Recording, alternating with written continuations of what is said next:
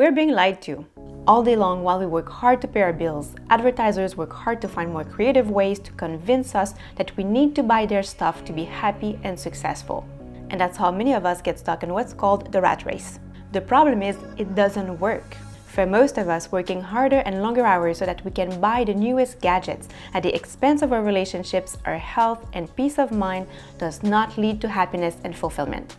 So if you're looking for a way out of the rat race or simply a way to stop being so tight with money, then minimalism might be the solution for you. And in this video, I'll share with you 10 ways minimalism could change your life forever and for the better. Now, before we get started, contrary to popular belief, becoming a minimalist doesn't necessarily imply that you must give all your stuff away. Although you could do that if that's what you want.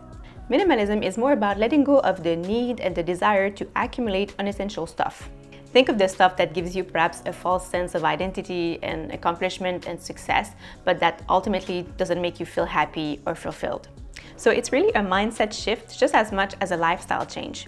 And it begins by redefining your priorities.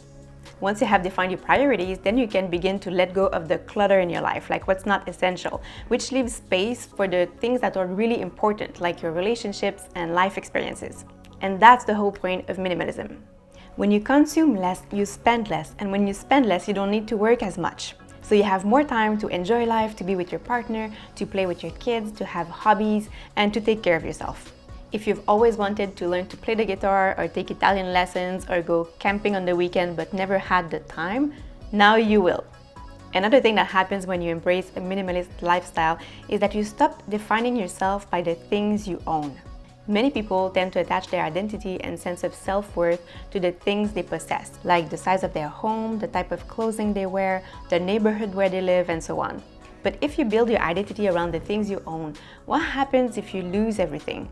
You'll feel like a failure, and you'll feel the same if you compare yourself to people who have bigger homes. When you let go of the need, and I would even say the desire to possess unessential stuff, you also naturally stop defining yourself by these things, and it's very liberating. When you spend less and you save more, you're also more likely to achieve financial freedom. The basic formula to achieve financial freedom is save more than you spend. You must pay yourself first by investing at least 10% of your income and take advantage of compound interest. Most financial gurus say that it's not necessarily the size of a paycheck that determines if a person will become financially free or not, but if they save and invest a portion of their income. Some people make $200,000 a year and have nothing left at the end of the year just because they spent it all. But when you stop spending on things you don't need, you are able to invest a larger portion of your income and you're more likely to achieve financial freedom. By having more time and being less tight with money, you'll also experience less stress in your life. You'll also have more time and energy to exercise and cook your meals. And less stress plus more exercise plus better nutrition equals better health.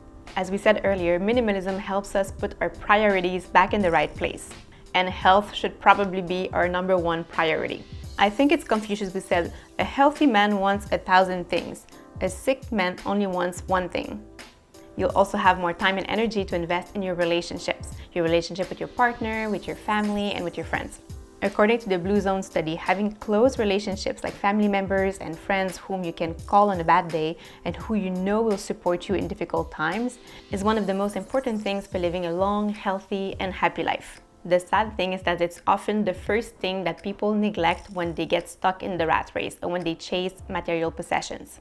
You'll also be able to buy more ethically, like organic foods and ethical clothing, and also buy from your smaller local stores. Sometimes they're a bit more expensive. I read something beautiful the other day. It was like, when you support a small business, you're supporting a dream.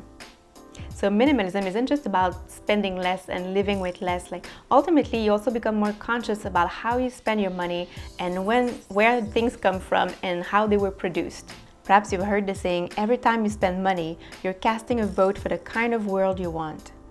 If you watch the documentary The True Cost on Netflix, you'll know what I mean. Of course, when you consume less, you accumulate less stuff, so you produce less waste. And as you get used to buy fewer things, you'll probably begin to buy better quality items because you can afford to spend a little more. But better quality items usually last longer, so in the end, you're not really spending more, but you do produce less waste. And reducing our ecological footprint is kind of really needed right now. If more people consumed less and more ethically, we would largely reduce the size of landfills. You'll feel free. Having less stuff is freeing, and being less attached to the things you own is even more freeing. I'm a natural minimalist because having a lot of stuff makes me feel stuck and gives me anxiety. The fewer things I own, the lighter and the freer I feel. So as I said, minimalism is really about defining and focusing on what's truly important to you. When you look back at your life, maybe 20 or 30 or 50 years from now, you'll probably feel grateful for the experiences that you had and the relationships that you have cultivated. You'll probably feel satisfied about yourself and your life because you will have focused on things that were really meaningful to you. Taking the time to define your priorities and then designing your life around them will largely reduce the chance that you have regrets in the future. If you're not sure where to start, I'm going to make a video about what I think is the most efficient way and even fun way to transition into a more minimalist lifestyle. Meanwhile, I made another video recently about ways to save money while not feeling depressed, so I'm going to link that video in the description below. If this video was helpful to you, you can let me know by giving it a thumbs up. I also invite you to subscribe if you haven't. And that's it for me, so thank you very much for watching and have a beautiful week.